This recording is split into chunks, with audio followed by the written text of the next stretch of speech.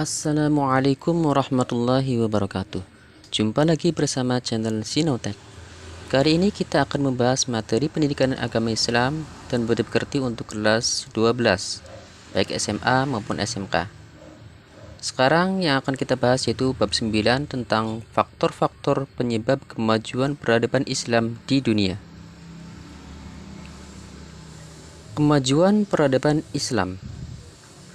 Sebelum dunia barat mengalami kemajuan, dunia Islam terlebih dahulu pernah mengalami masa kejayaan, tepatnya dimulai pada masa Khalifah Al-Mansur dan Al-Ma'mun. Mereka merintis usaha penerjemahan karya-karya cendekiawan Yunani ke dalam bahasa Arab. Upaya ini diteruskan oleh khalifah-khalifah yang meneruskan kepemimpinan dinasti Abbasiyah, terutama yang paling menonjol adalah Khalifah Harun ar-Rasyid. Penerjemahan buku oleh dinasti Abbasiyah. Ada beberapa fase. Yang pertama yaitu pada masa Al-Mansur hingga Harun ar-Rasyid. Banyak diterjemahkan karya-karya di bidang astronomi dan logika. Fase yang kedua yaitu berlangsung mulai masa Al-Ma'mun hingga tahun 300 Hijriah. Banyak diterjemahkan buku dalam bidang filsafat dan kedokteran. Dan fase yang ketiga yaitu setelah tahun 300 Hijriah.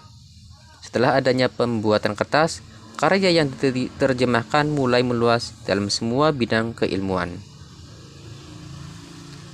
Para penerjemah dinasti Abbasiyah. Buku-buku yang berbahasa Yunani diterjemahkan dahulu ke dalam bahasa Syriak atau bahasa ilmu pengetahuan di Mesopotamia, kemudian diterjemahkan ke dalam bahasa Arab. Para penerjemah yang terkenal pada masa itu antara lain yang pertama Hunain ibnu Ishaq. Beliau ilmuwan yang mahir berbahasa Arab dan Yunani, menerjemahkan 20 buku Galen ke dalam bahasa Syria dan 20 buku dalam bahasa Arab. Yang kedua Ishaq ibnu Hunain ibnu Ishaq. Yang ketiga Sabit bin Qurra. Keempat Qusta bin Luqa. Dan yang kelima Abu Bishr Matta ibnu Yunus. Lahirnya beberapa keilmuan.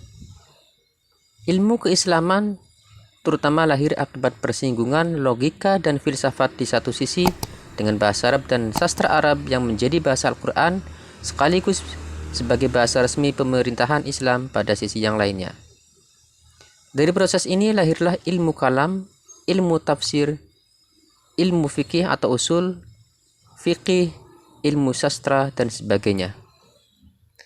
Sementara dari ilmu pengetahuan berkembang pesat dalam dunia Islam karena secara logika dan filsafat manusia harus terus berpikir untuk memenuhi kebutuhannya. Dengan kata lain, supaya hajat hidup manusia terpenuhi diperlukan ilmu atau disebut cara dan metode. Lahirnya para ilmuwan muslim. Di bidang hukum, para ilmuwan yang muncul yaitu Imam Malik, Imam Abu Hanifah, Imam Syafi'i, dan Imam Ibnu Hambal. Pada bidang teologi, lahirlah Imam Asy'ari, Imam Al-Maturidi, Wasil bin Atta, Abu Al-Huzail, An-Nazam, dan Al-Jubai. Pada bidang tasawuf, Zunnun Al-Misri, Abu Yazid Al-Bustami, dan Al-Hallaj. Bidang filsafat, Al-Kindi, Al-Farabi, Ibnu Sina, dan Ibnu Maskawi. Ilmu pengetahuan,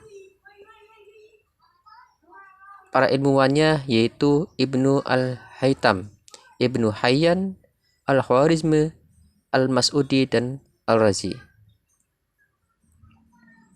Lahirnya madrasah dan perguruan tinggi. Di masa dinasti Abbasiyah didirikan Universitas An-Nizamiyah yang mahasiswanya tidak hanya berasal dari Asia tetapi juga dari Eropa. Sekalipun pada akhirnya dinasti Abbasiyah mengalami keruntuhan, namun kemajuan yang telah ditorehkan umat Islam tetap dipertahankan oleh dinasti Islam sesudahnya, seperti dinasti Fatimiyah, dinasti Buwaihiyah, dinasti Bani Saljuk hingga dinasti Utsmaniyah.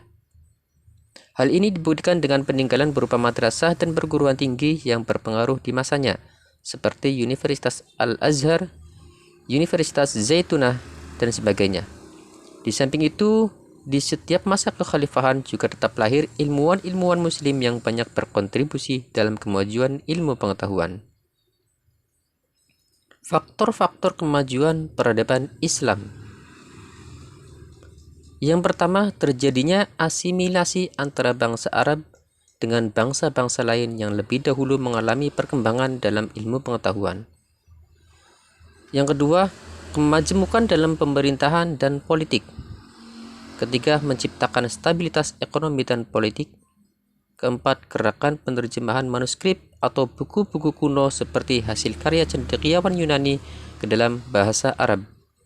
Dan yang kelima, membangun perpustakaan-perpustakaan sebagai pusat penerjemahan dan kajian ilmu pengetahuan. Itulah materi tentang faktor-faktor kemajuan peradaban Islam. Semoga bermanfaat. Untuk mendapatkan update materi selanjutnya, jangan lupa like, share, komen, dan subscribe. Terima kasih. Assalamualaikum warahmatullahi wabarakatuh.